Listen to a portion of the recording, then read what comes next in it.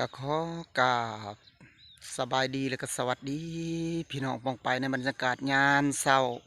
บว่าพังไทยพังลาวMCทั้งหลายมือนี้บ่าวคำพงบ้านนาก็ได้อยู่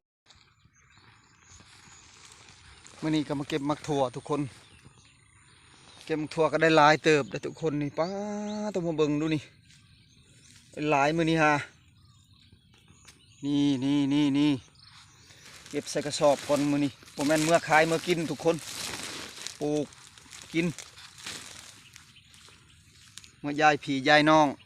กินโบเบิดทุกคนแบบนี้แหละชีวิตการเป็นอยู่ชนบทเฮากับบ่มีหยังมากมายมีหยังกะตักแกงแบงแจวทุกคนกินโบเบิดจักเถื่อบูฮานพุ่นเว้าโอ้ยปิดมักพริกสุกมักพริกก่อนทุกคนพริกดิบก่อน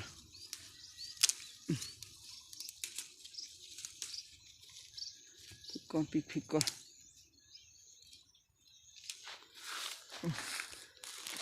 ทางนี้จะเป็นเขาหน้าแซงแต่ว่าน้ำหมดแล้วน้ำก็ดี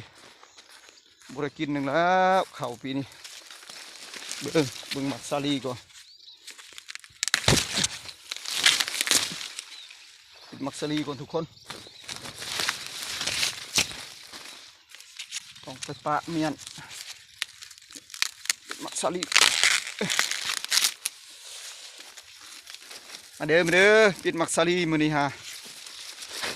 ปิดหมักซาลียามเศร้ามาตอนนี้ก็ได้หากผลได้กินหมากแล้วทุกคนหลังจากได้ปลูกก็ดีปิดหมักซาลีอยู่สวนตอนนี้ฮะโอ้แบบนี้บ้านไห้บ้านนาเฮาก็มีความสุขหลายทุกคนอยู่กับพัวกับสวนหลังจากปลูกไว้แล้วก็มาปิดเมื่อกินบ่ยากซื้อเสียเงินทุกคน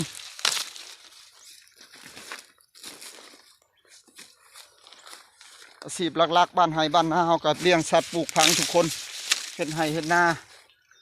ชีวิตชาวไห้ชาวนาโอ้มีแต่ผักใหญ่ๆ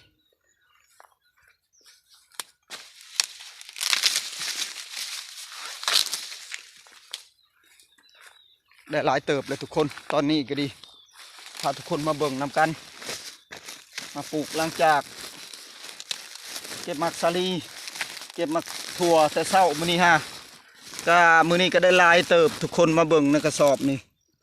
ห่วยเครื่องสอบพู้นแล้วทุกคนวันนี้แต่ตอนนี้ก็สวยเลยทุกคนสิได้กลับบ้านแล้วบ้านนี้สวยแล้วส่วนว่าคลิปมาฮอนนี้ก็สิได้จบสำนีก่อนทุกคนก็ขอกราบคำว่าสบายดี